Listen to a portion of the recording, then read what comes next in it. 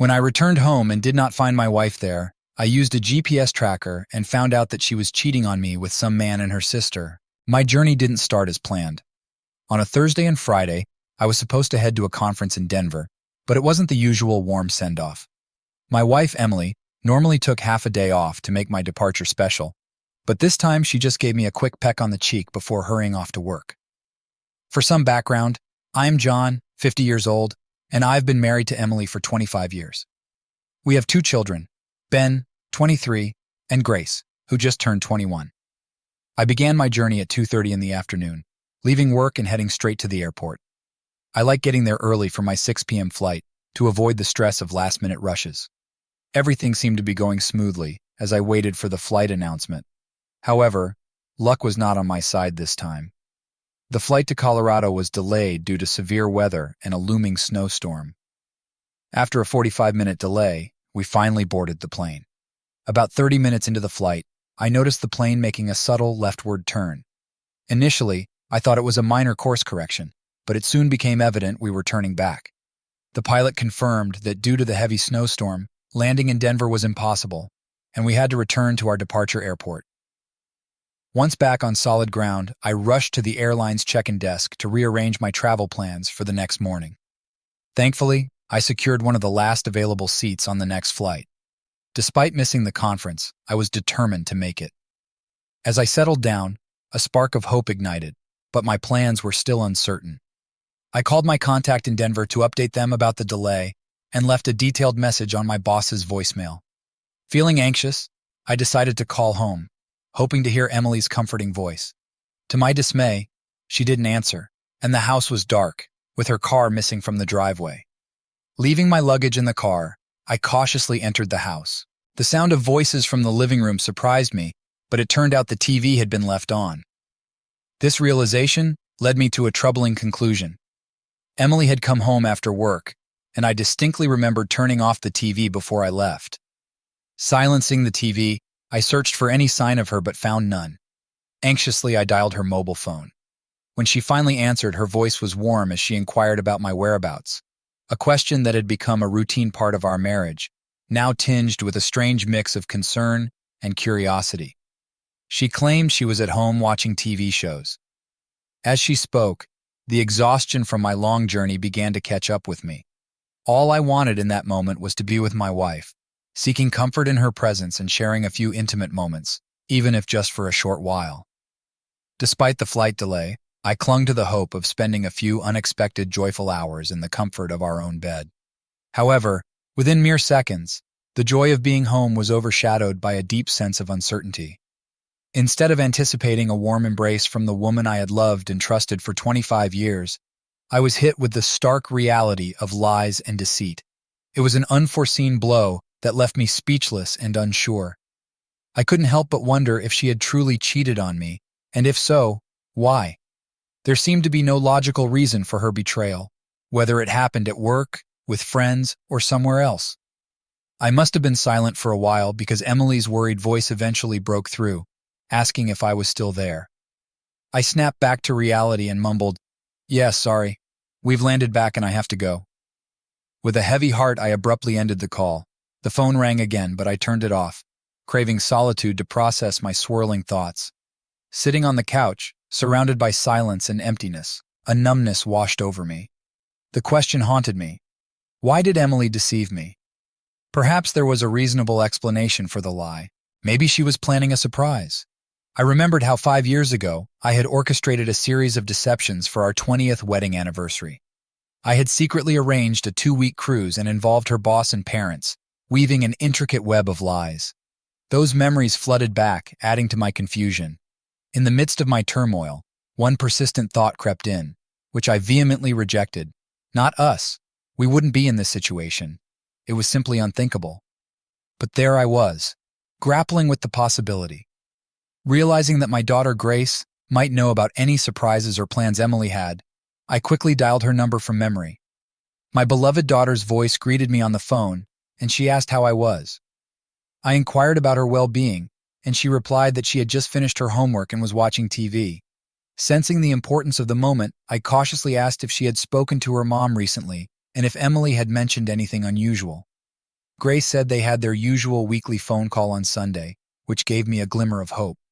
I then asked if she knew anything about a surprise Emily might be planning. I emphasized to Grace that I didn't want to know the specifics of the surprise, just whether Emily was planning something. My voice held a note of eagerness as I waited for her answer. Grace's response, however, dashed my hopes. She mentioned she knew nothing about it and asked what was going on, clearly unaware of my anxiety. Scrambling for a plausible explanation, I told her that Emily had been acting a bit oddly lately, and I wondered if she was hiding a pleasant surprise, perhaps for my 50th birthday. Grace quickly dismissed the idea, reminding me that we had already celebrated my birthday last month. Realizing I wouldn't get any answers from her, I accepted the reality and wished my daughter a good night. Her dejected reply made it clear that the surprise I hoped for wasn't going to materialize, but the question lingered. Why would Emily deceive me? Various explanations swirled in my mind. Maybe it was related to an upcoming promotion. That seemed plausible, though I couldn't fathom why she'd lie about it. Perhaps she was still striving to achieve that elusive promotion. Lately, she had been staying late at work numerous times due to her dedication. Yet, deep down, I knew Emily realized no promotion was worth the time we lost together. She knew I wanted her to cut back on her work hours so we could spend more time together, a request she understood well.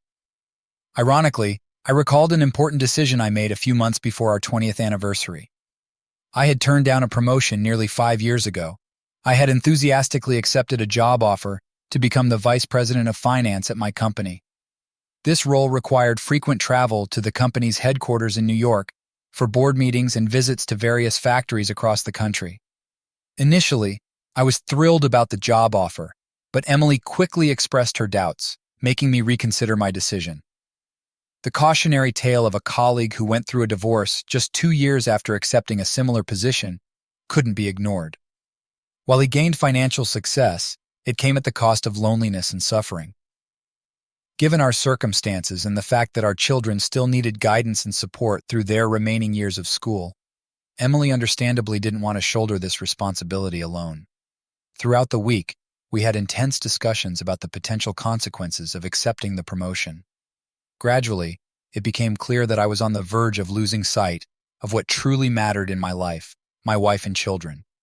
Regaining clarity, I made the heartfelt decision to decline the promotion, recognizing that my commitment to my family took precedence over material success. The past few months had been challenging as Emily pushed hard for her promotion. It rekindled doubts about my own career growth. With our children now in college, it was just the two of us. While Emily believed her promotion was attainable with minimal impact on our lives, such as more business trips, I worried about the extensive overtime she would need to put in. Seeing her for only an hour or two a day during the week left me unfulfilled. Brief moments together didn't bring contentment, and the lack of quality time together weighed on my heart. Emily became increasingly absorbed in her work, spending Saturdays and even Sundays at the office. When she returned home, she was so exhausted that she had no energy for anything else.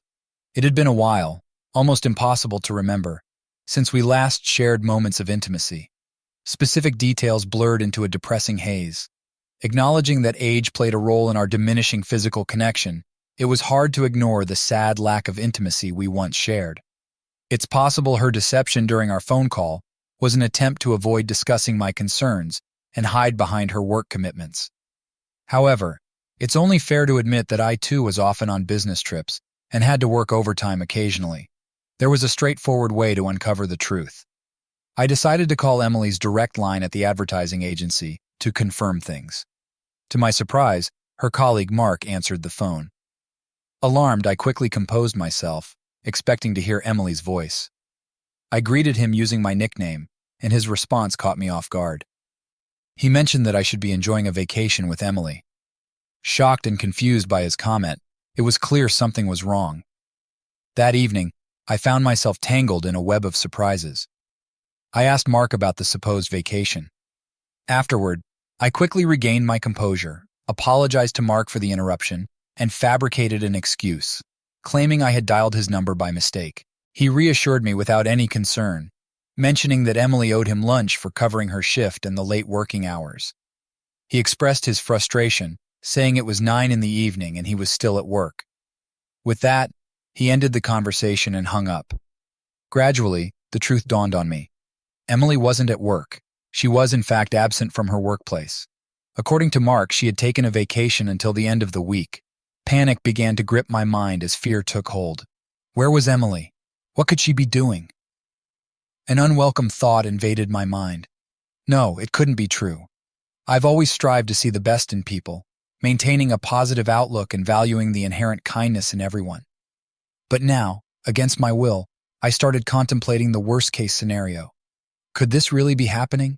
Could Emily betray me like this? The thought of her being with her sister, Karen, crossed my mind involuntarily. Over time, we had distanced ourselves from Karen and her ex-husband, David. Once we were incredibly close, bound by strong friendships that felt unbreakable as our lives intertwined in a beautiful tapestry of shared experiences. We spent evenings together, supported each other, cared for our children, organized numerous family gatherings, and even went on vacation together. But everything changed one fateful day when I returned home with a throbbing headache, seeking relief from my pounding headache. I took a couple of Tylenol and laid down on the couch. About half an hour later, Emily and Karen returned from their shopping trip, their laughter and chatter filling the room. They didn't notice me lying there, trying to rest. Suddenly, Karen's voice broke through the noise, asking Emily if she had noticed the new product manager at the grocery store. My heart began to race as I strained to hear Emily's response. She casually admitted that she found him attractive and that he had smiled at her. Then, with a hint of mischief, Karen remarked that it would be even better if he were smiling after their encounter in the back seat of her car the day before. To my utter shock, my wife replied with disapproval, warning Karen that she might get caught and risk losing her husband.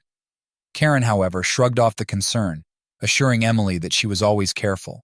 With that, they left the room, leaving me in a state of turmoil. As someone who values honesty and integrity, I was devastated by what I had just overheard.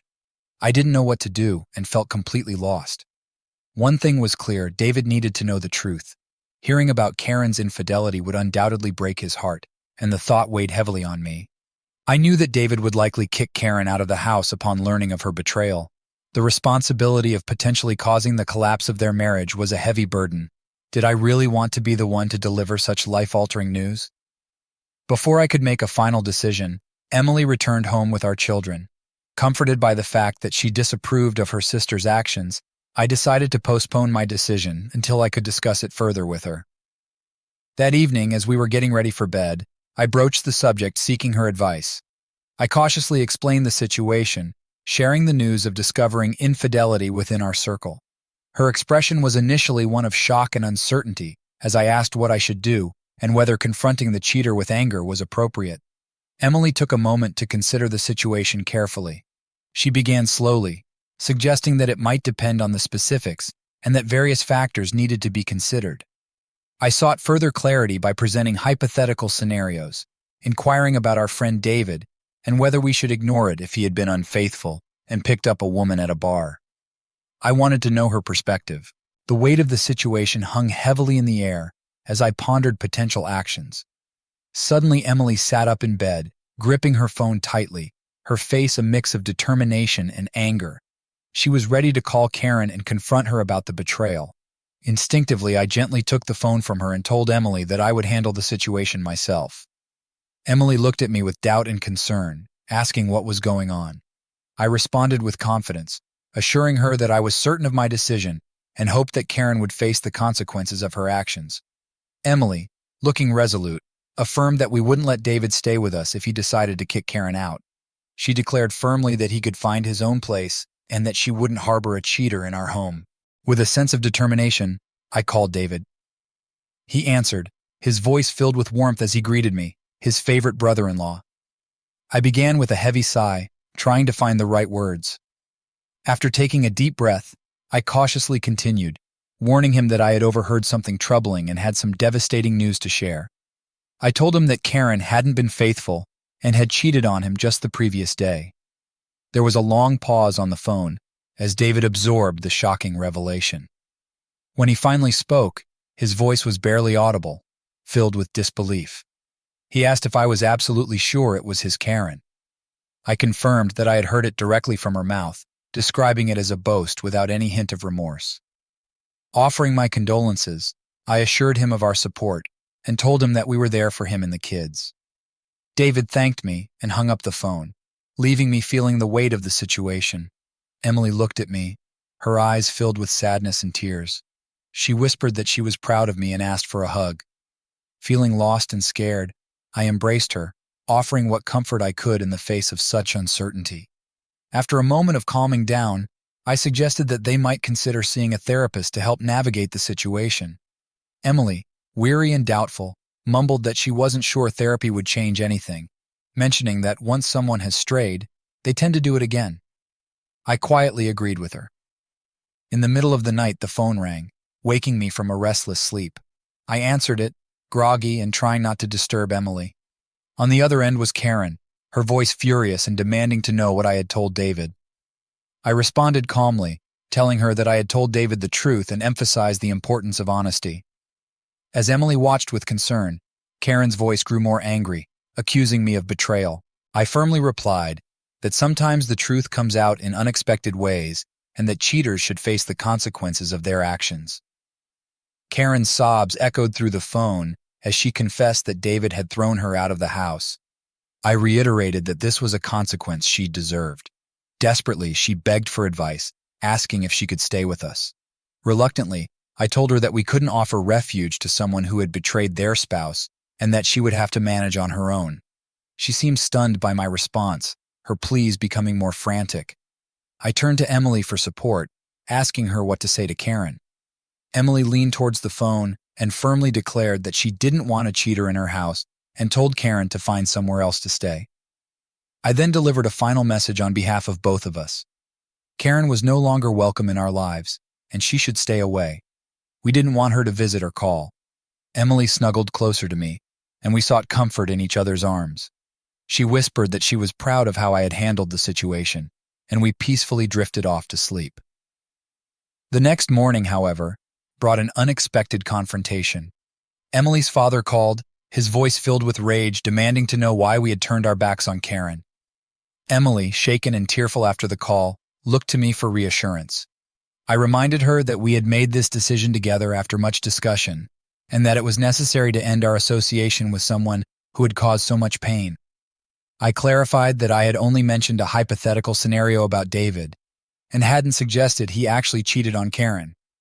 I posed a challenging question, asking how David's potential betrayal differed from Karen's infidelity. Emily defended her sister, stating that Karen was family. I expressed my disappointment, questioning if it was acceptable to excuse cheating just because they were family. Emily was momentarily silent, unable to justify her stance. 3 years ago, I had a critical conversation with Emily, making it clear that I didn't want Karen near our children or in our home. Although Emily occasionally met her sister secretly, it was an unspoken taboo in our household, and she visited Karen covertly while I was away. Over time, David managed to move on and prepare for remarriage, and my resentment toward Karen faded. I had stopped caring about her presence, finding solace in her absence.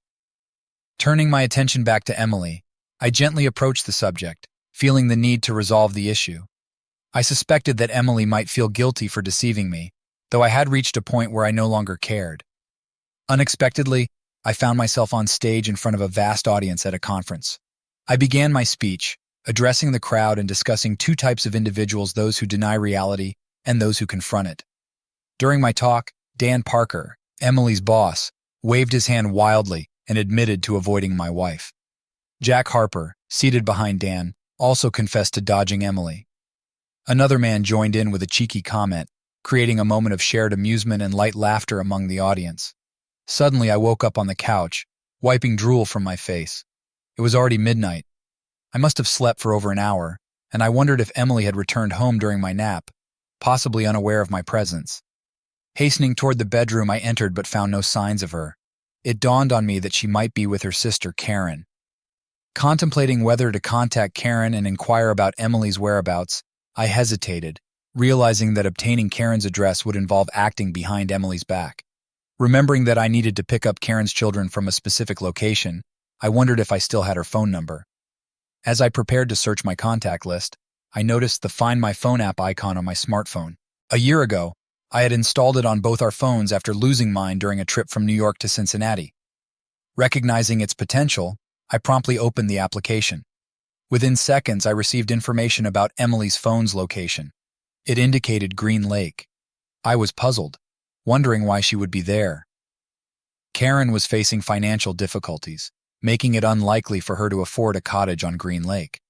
The situation grew increasingly mysterious. Green Lake was known for its upscale residences, with cottage costs far exceeding those of our modest home.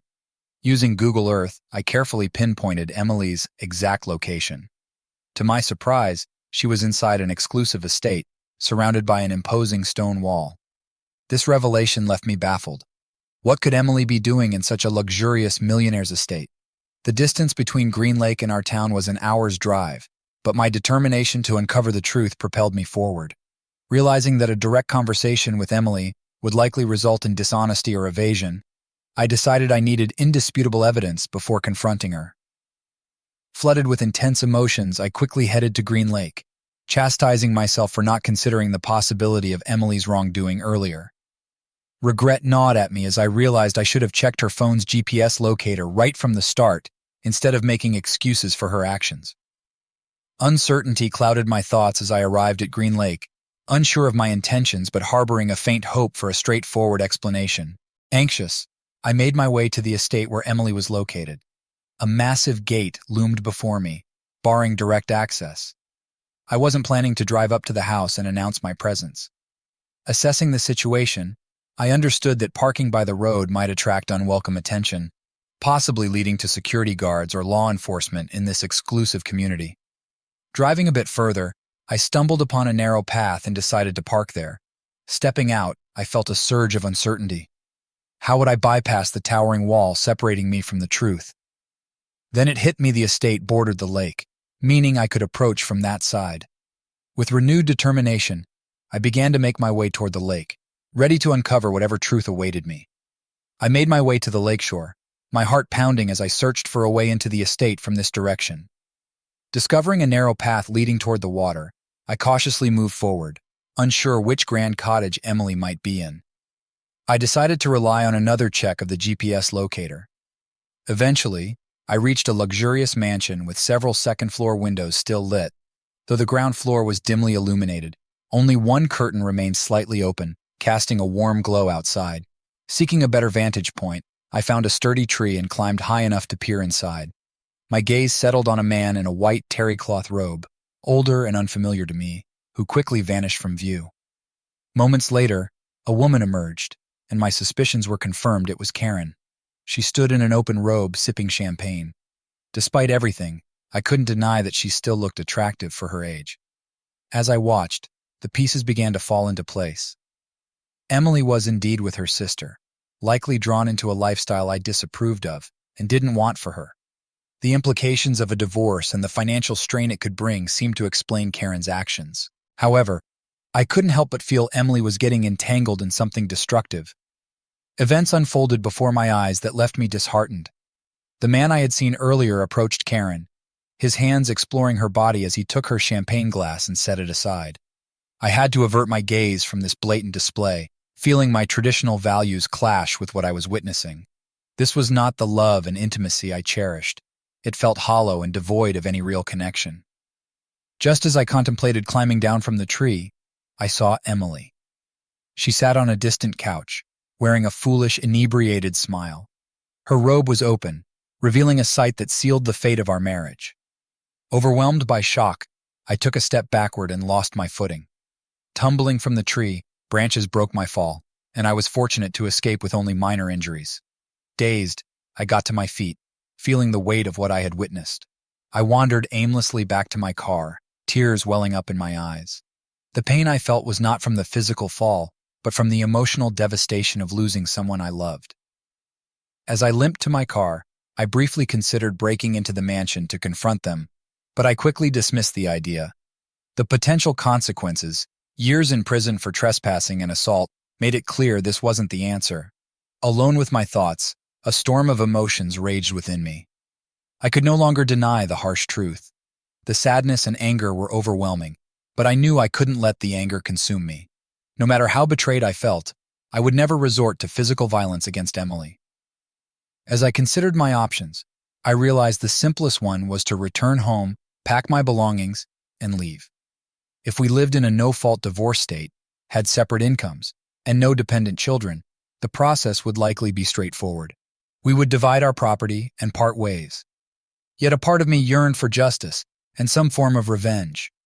A bold idea took hold. I decided to seize the moment and see how it played out. Clutching my phone tightly, I dialed Emily's number, anticipating that she might not answer, and I'd be directed to her voicemail. I hoped she'd check it right away.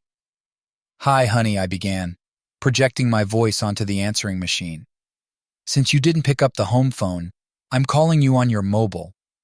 I wanted to let you know not to be alarmed when you hear my keys in the door in a few minutes." I explained the chaos of my flight being delayed by a blizzard and the uncertain arrival times. I told her our flight had been diverted, but that we were finally on our way back. They couldn't pinpoint our exact landing time, but I estimated it'd be home in about 30 minutes. I said goodbye and hung up, knowing Emily would receive a notification of a new voicemail. Curiosity and anxiety would undoubtedly gnaw at her. Leaving a message at that time was unusual, adding to the tension. I pictured her reaching for the phone, eagerly checking her voicemail. I silently prayed that she was too intoxicated to notice the impossibility of using a mobile phone during the flight. Panic must have been setting in, as she realized she might be ensnared in her deceitful web. My phone rang, interrupting my thoughts. I quickly answered, realizing she might be trying to gauge my time of arrival. I began the conversation with a weary tone, apologizing for potentially waking her up. She replied, assuring me it was okay, and informed me she was on her way home, expecting to arrive in about an hour. I acknowledged her response, and she ended the call promptly. I soon saw her car exiting the estate gates and speeding down the highway. My heart skipped a beat as I watched her reckless driving, nearly swerving into a ditch. It became evident she was much more intoxicated than I initially thought. Although I felt anger and frustration, I also felt a deep sadness at what our relationship had become. Seeing Emily's reckless driving, I was struck by the realization that she was endangering not only herself, but also everyone else on the road. Despite my anger, the thought of her life being in jeopardy, especially as the mother of my children, was unbearable. Determined to ensure her safety, I decided to follow her, ready to intervene if necessary. Quickly, I called emergency services to report a drunk driver. I described her erratic behavior, near collisions and reckless swerving, providing details about her car, including its make, model, and the last 4 digits of the license plate. I emphasized the urgency of stopping the car before it caused harm. The operator assured me that a patrol car was on its way. Keeping a safe distance, I continued to follow Emily, navigating through traffic carefully. 2 exits later, I saw a patrol car approaching as Emily's car came into view. The patrol car accelerated, lights flashing, signaling her to pull over. I drove past them, feeling a mix of relief and deep sadness. 45 minutes later, I arrived home, the weight of the evening's events pressing heavily on me. The irony and tragedy of the night struck me hard. In a single evening, someone I had loved deeply had reduced her life to a series of unfortunate consequences. The thought that Emily's actions could have led to a fatal accident and unimaginable grief for our children was sobering. This realization made me pause and reflect, allowing my fears and emotions to surface. Life's fragility and preciousness had never felt more real. My love for Emily was no longer the guiding force in my decisions. It wasn't that I had stopped loving her, but I could no longer see a future for us together. I needed time to gather my thoughts, so I turned off the home phone and silenced my mobile. As I reflected on the evening, I realized that the simplest explanation for Emily's deception had been in front of me all along. Disappointed in myself for not seeing it sooner, I opened a bottle of wine and contemplated my next steps. For years, I had believed that my love for Emily would age like fine wine, growing richer and deeper over time. Confronted with the harsh reality of our strained relationship, I now faced the difficult question of what to do next. As I sipped the wine, I searched for clarity amidst the whirlwind of emotions. The love that had once been the foundation of our life together now felt like it had turned to vinegar, leaving me in agonizing pain. Her betrayal cut deeply, but it wasn't just the act itself that hurt.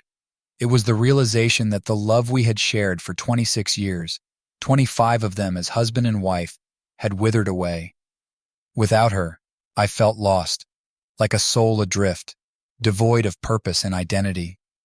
Could I continue without this love? The pain intensified, and I briefly considered finding solace in the depths beneath a bridge, a place where I could escape my suffering. Starting a new life felt like an insurmountable challenge, filled with uncertainty. How do you plan your future when the person who has been your everything is suddenly gone? I was at a loss, unsure where to begin. Making decisions without consulting Emily seemed impossible. Family had always been my focus. Every choice I made was carefully considered for the well-being and happiness of my wife and children. Our social life evolved around our family, and I rarely engaged with colleagues outside of obligatory work events. Over the past decade, I occasionally reminisced about the times we socialized with colleagues. Now, with the kids gone, it was just Emily and me, and now I found myself alone, engulfed in sadness. I had no one to love, no one to lean on. For the first time in my life, loneliness became my unwelcome companion. Why did she choose this path?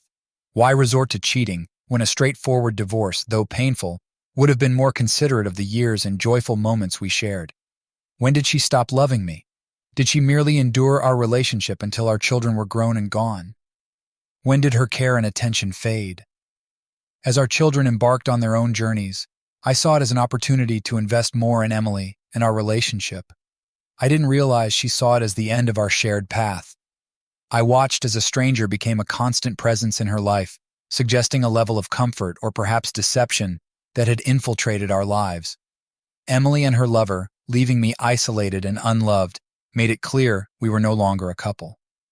In the midst of despair, my pain became a connection to life. It served as a painful reminder of what I had lost, the best moments we shared, and most importantly, the presence of our children. In that dark moment, my children became my saviors, casting a glimmer of hope upon me.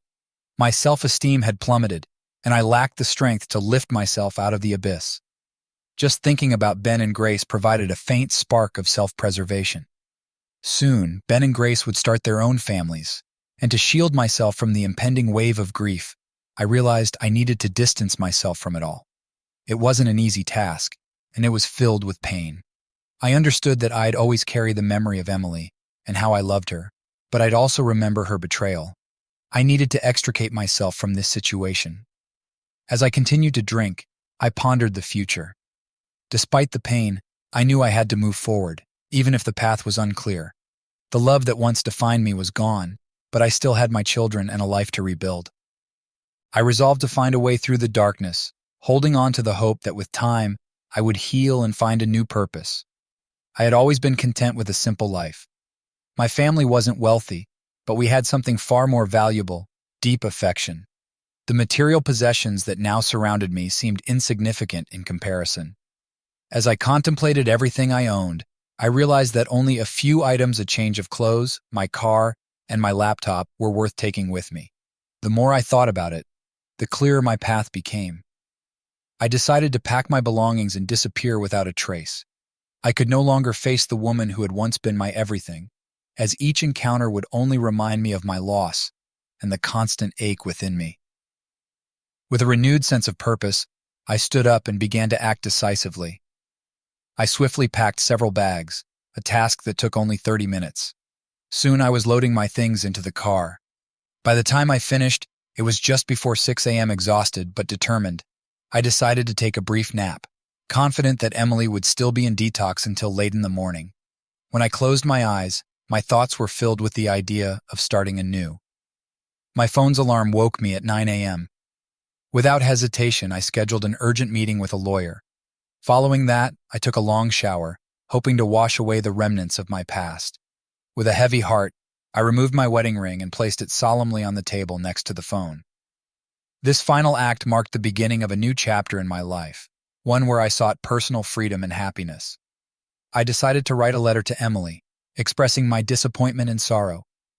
Although our conversations had become futile, I felt the need to convey my emotions. Emily, it breaks my heart to acknowledge that you have chosen a path of reckless promiscuity and loneliness, much like your sister. By the time you read this, I will have removed myself from your life entirely. The depth of your betrayal has left me in unimaginable pain. Despite everything, I am grateful for the 25 years of happiness we once shared, and for our 2 wonderful children. In this farewell, I will be brief. May you quickly return to your new life, leaving behind our broken family. I crave the justice you couldn't provide. Did your actions bring you any satisfaction? The man you were with, judging by his mansion, was wealthy. I no longer wish to see or speak with you. We have nothing left to discuss. Our lawyers will handle everything, and I ask that you promptly sign the divorce papers. The reason for our separation is of no importance. By 10 a.m., I was at the bank, addressing our shared credit card debt and closing the accounts. I withdrew our entire savings and securities, ensuring there were sufficient funds in the checking account to cover the mortgage and utility bills for the next 2 months.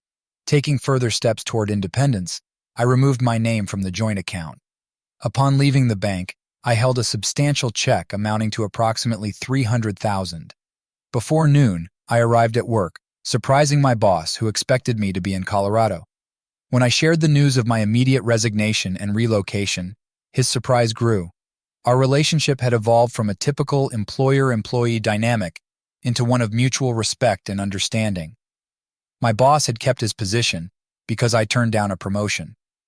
Feeling indebted to me during his divorce 2 years ago, I explained that my decision was influenced by his situation. Since then, our relationship had become more of a partnership. He understood my desire to resign and accepted it. Instead of going through HR and dealing with my $45,000, he offered me an opportunity in their newly established division in Texas. Although the salary would be lower, the affordable housing options would enable me to start fresh. We sealed our agreement with a handshake, and he agreed to spread the word that I had left voluntarily.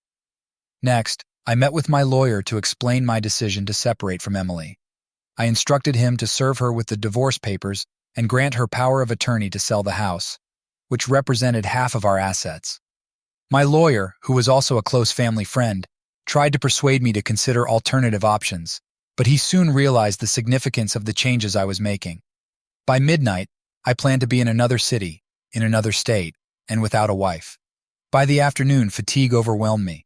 I sought a place to rest and found a dated motel. Around 8:00 in the evening, feeling the weight of the day's events, I checked in, looking forward to a few hours of uninterrupted sleep. As I lay on the bed, I reflected on my decision and the new life ahead. The pain of the past was still there, but I hoped that with time it would fade, and I would find a way to rebuild and heal. Using a disposable phone I had bought for this very reason, I dialed Ben's number. He answered quickly, and I informed him that this was my new number. His voice immediately filled with concern as he asked if I had heard from Mom. I took a deep breath and revealed the painful truth. I had discovered Emily's infidelity the previous day. Ben was stunned, his disappointment and worry palpable through the phone. He asked what I intended to do next. I explained that I had already taken action. I packed my belongings, cleared out our joint bank accounts, resigned from my job, and was heading south to start a new chapter. I assured him that Emily would receive the divorce papers by the end of the week. Ben, still processing the news, asked if Grace knew. I told him she didn't yet, but I promised to keep him informed and to call regularly. We exchanged words of love and support, and I reassured him that I would look after myself. Ending the call with Ben, I steeled myself for the next conversation and dialed Grace's number. The sadness in her voice was heart-wrenching as I shared the devastating news about her mother's betrayal. She too struggled to comprehend how Emily could inflict such pain on our family, similar to what Aunt Karen had done. Grace, always straightforward, broke the silence with a painful question. "Dad, how long has this been going on? When did we stop being enough for her?" I tried to comfort her, explaining that the duration and reasons no longer mattered. What mattered was that I had loved Emily deeply and trusted her completely, and she had shattered that trust. I reassured Grace that I would be okay. I admitted that I was incredibly sad, but believed that with time and distance from her mom, I would heal.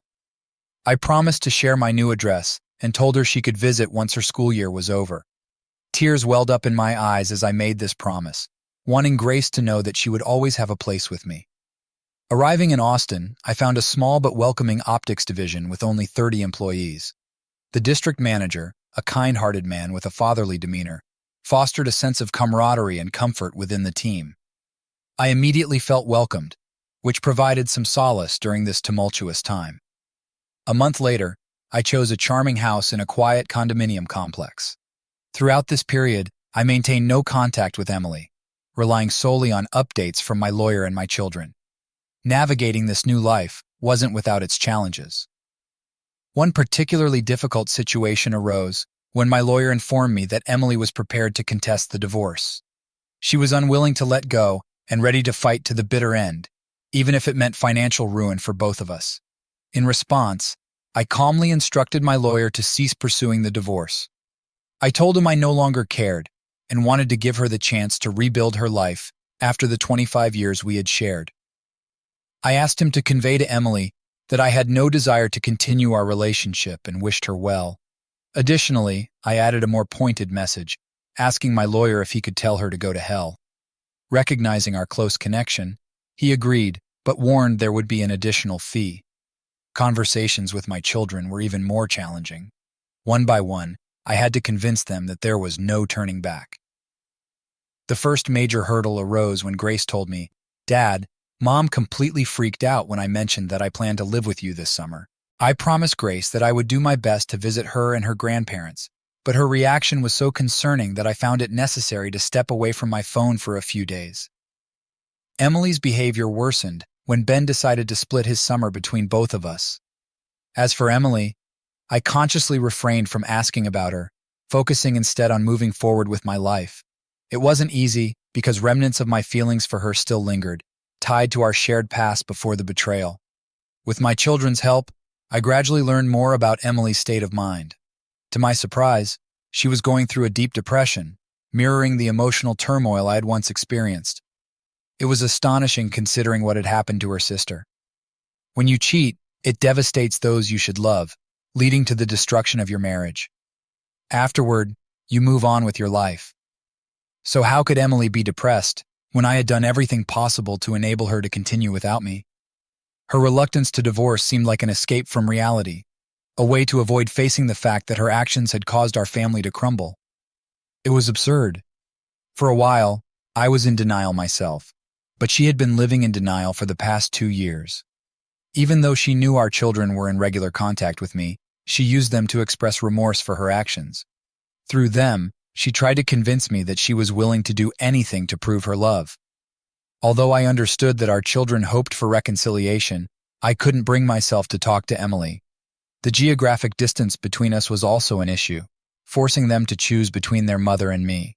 Emily was relentless in her pursuit of my whereabouts from our children. All she knew was that I lived in one of the southern states. It had been almost 3 years since I left her, and she finally managed to discover my location. One fateful day, as I was leaving work, I spotted her lurking near the office.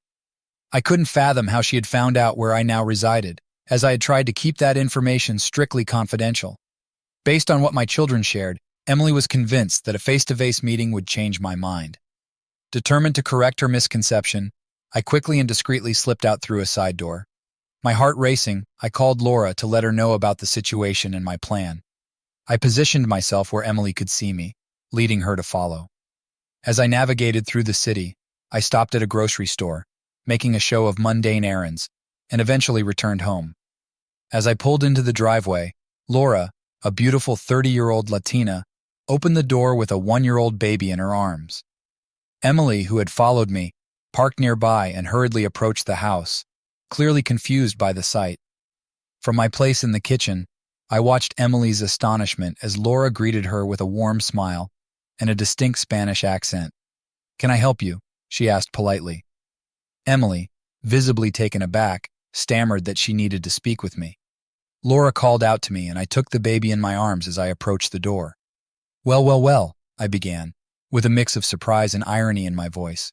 "What brings you here after almost 3 years?"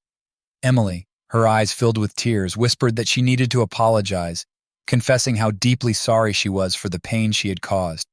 She admitted that her actions were her own foolishness and expressed her love for me, describing me as the best husband and father a woman could hope for. Though her words were sincere, I knew it was time to end this charade. "It's all right," I replied, feigning happiness. All of this is in the past. I've moved on and I forgive you. I glanced at the baby in my arms, her innocent joy radiating, and continued, I wish you a joyful life filled with love, much like mine. Emily's tears flowed freely as she mumbled something unintelligible. She hesitantly stepped forward, embraced me briefly, and then hurriedly left the house. I closed the door behind her, feeling a mix of relief and sadness.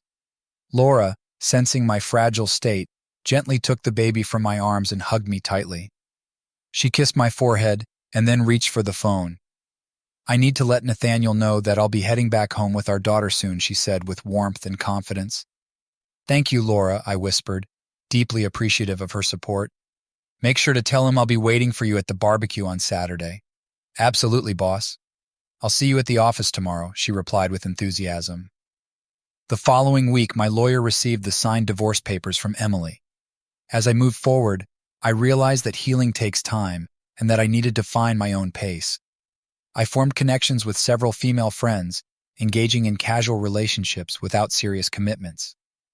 Gradually, I shed my nervousness and timidity around women, recognizing my personal growth. I began to think it might be time to let Laura introduce me to someone special, someone who could bring genuine happiness back into my life. However, after this unexpected encounter with Emily, doubts crept in, not about leaving her, as that decision remained firm, but about my previous assumption that we had nothing in common. I had always believed we had nothing to discuss, thinking she understood my stance on infidelity and how I would react. But listening to fragments of Emily's story during our brief conversation made me wonder if I had avoided a necessary confrontation. Despite my aversion, removing myself from her life had been the best course of action. It allowed me to find peace and recover away from the toxic environment that had engulfed us. I loved Emily so much that if I had encountered her at my most vulnerable moment, I might have succumbed to her remorse and accepted her apology, leading to more suffering and an inevitable divorce. Now, 3 years after her betrayal and our separation, her apology gave me a sense of closure. It released me from the lingering pain and offered a glimmer of hope for love once more. Over time, I might even consider revealing that I don't actually have a second daughter, though I'm not certain I'll ever decide to do so. I no longer owe her anything, and the choice to disclose or keep it to myself is mine alone. I finally unburdened myself of obligations to her, allowing me to move forward and embark on a new chapter in my life, but not for long. Yesterday, I stood by Emily's grave with my children and numerous relatives, including Karen. I wept bitterly like everyone else present, but I didn't see a single tear on Karen's face. Emily, in a state of complete despair and inebriation, had been involved in a fatal accident. Her life couldn't be saved. I contemplated for a long time why Karen had encouraged her sister into a reckless relationship and arrived at only one explanation: revenge. Revenge for Emily and me, revealing Karen's betrayal, which had led to the end of her marriage with David. Perhaps now Karen feels some sense of relief as her sister lies in a casket. And I know one thing for certain: I will never love any woman the way I loved Emily.